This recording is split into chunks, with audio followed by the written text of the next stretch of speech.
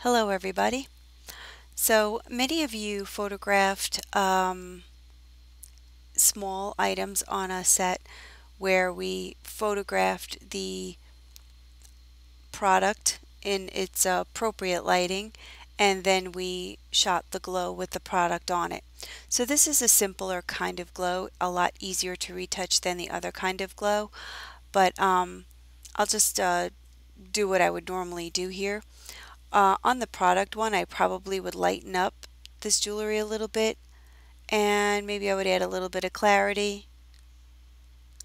And, I wouldn't do too much here. We're not really concerned about the background of this image because we're really only going to use these elements.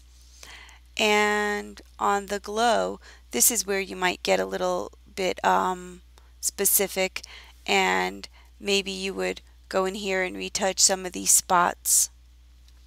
You'd probably want to do, oops, Command Z, Command Z. You probably would want to get in a little bit tighter and use a smaller brush to tap out any of these extraneous marks. The more you retouch and clean these things, the better your image will look in the end, and the more your, no, let me Command Z, I don't know what I did there, the more professional your image will look. So you want to get a lot of these. I'm not going to spend a lot of time with that because that is where you would actually have to put the time in. The next thing I would do is, we don't need all of this extra space around here. So I would choose what my crop would be. I would choose the crop tool, which is R, or you could just tap right here. And we know I want an 8x10 constraint. So we might as well do that, and I would crop my earrings and get them in the center. I wouldn't crop them too tight because we didn't shoot with high quality cameras, so you want to kind of keep the extra space around it so that there's more pixels to work from. Click return and then command click the blue, and then you could sync the settings and uncheck all, check none, and just choose only the crop. Synchronize. So now these both have exactly the same crop, and that's what we want, especially if we're going to export them. Excuse me. Here we go. What else would I do here? So if I were you, I would finish up doing some of those spots here. At this point, we could, if we didn't like the purple, the blue on this image, we could always go down to the hue saturation layer, and with the hue chosen, we could choose the tat and go up to make it more purple, down to make it more green. You could make it lighter or darker. You can go into saturation. You could make it a more gray or a more intense blue. You can do anything you want in this panel here. You could also, if you wanted to, add an effect here by adding a vignette. You could enhance the glow into a more circular style, and I think that's pretty, so we'll kind of stay with that. And the blue works for me as well. So now that I have my product and I have my glow the way that I like it with this color, of course you would have fixed some of these scratches first. I can command click these two pictures and choose photo, edit in, open as layers in Photoshop. And we're going to choose open anyway.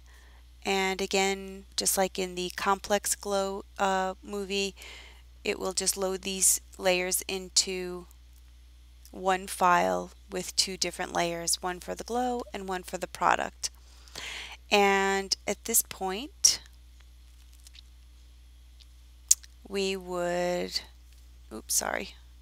we would zoom out and make sure that our images were in registration. So I'm just going to lower the opacity on the earrings, and I see that there is a misregister here.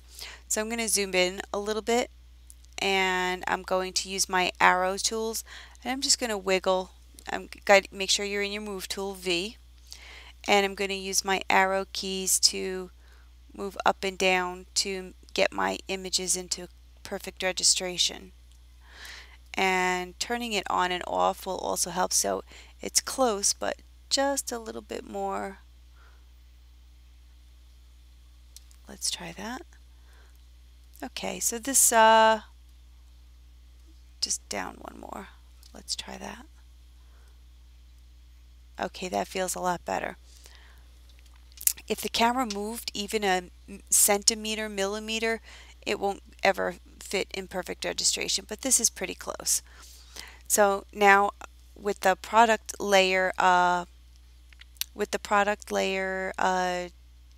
on top and the glow on the bottom, I would choose a marquee just to get my earrings in there, and then I would choose my wand tool and choose option to take away this gray background.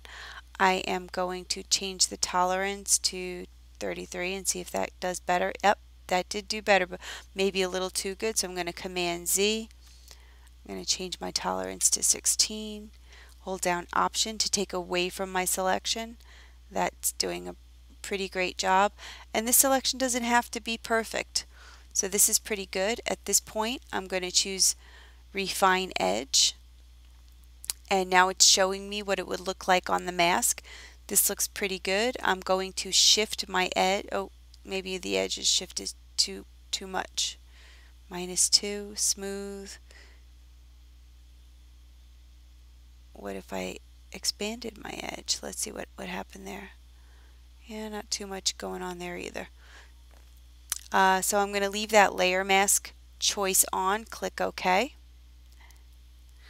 So now I have my beautiful product on top of my, and this isn't the best product shot, this is an old shot from another class, but your class did stuff similar to this. So there are some weird edges over here, so I would go into the mask with my black brush, B for brush, small. I would make it a lot smaller. I'm using the left bracket to make it smaller, or you could come up here and change the size of the brush this way. 5,000. Start with a small brush, good. And now with my black brush, with my mask highlighted, I can just go in here at 100% opacity. I can just go in here and brush out the edges, anything that's bothering me. And if I make a mistake, I can use a smaller brush, click X, and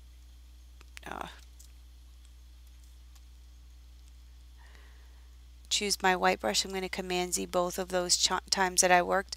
Maybe I would go with my, first of all, let me see if I go in here with my move tool. If I moved it left or right, would that make much of an impact? No, that's not going to do anything. Alright, so I might go in here with my brush B, a small black brush, and maybe I make sure it's black, X, and I would go in here and maybe refine the edges of anything that kind of looks a little weird. So up here it doesn't bother me as much as it did below, but if it bothers you, you can just go in here and clean up any of the small edges that are bothersome or make it look like it's not realistic. So these edges kind of don't look right. Just going in here, brushing those out. So what I'm really doing is just concealing those edges. So black conceals, so I'm painting with a black brush on these edges, and white reveals. So as you can see in the mask, in this mask, we are only revealing the product and concealing any of the background that was from the original product. And as I mentioned before, these earrings aren't shot great. I think there was another shot, but I didn't bring it in. So this is just for technique. And there you have it. So at this time, let's say this is perfect. You could go ahead and do a retouching layer on here and get rid of these stains and spots. But if you're not comfortable and you want to work in Lightroom, you could do that as well. So now I'm just going to click Command S, and it's just it's automatically going to switch it to an edit with a PSD extension on it, and it's saving it right now. And once it's finished saving, we can go look in Lightroom, and you will see that it's updated here in Lightroom. It's brought back automatically. You could close this file and it would be safe. It is stored where the original file is where the original files that you exported are. And at this point you can go ahead and do some additional spot retouching. You can go get these extra spots out. You can still change the color if you want to, or you could go into the basic panel and adjust the exposure, open up the shadows if you want to. You can play as much as you want.